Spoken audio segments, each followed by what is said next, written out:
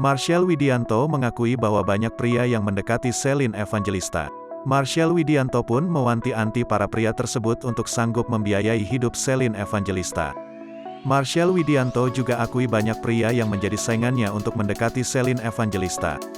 Banyak yang ingin gantikan posisinya. Marshell Widianto mengungkapkan banyak pria ingin menjadi kekasih Shelin Evangelista.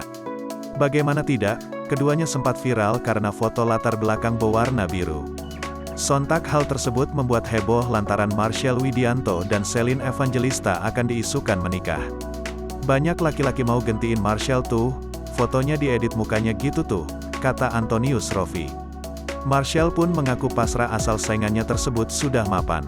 Sang host, Antonius Rofi pun menyinggung soal biaya hidup Shelin Evangelista. Permintaan 200 juta sebulan udah sanggup belum?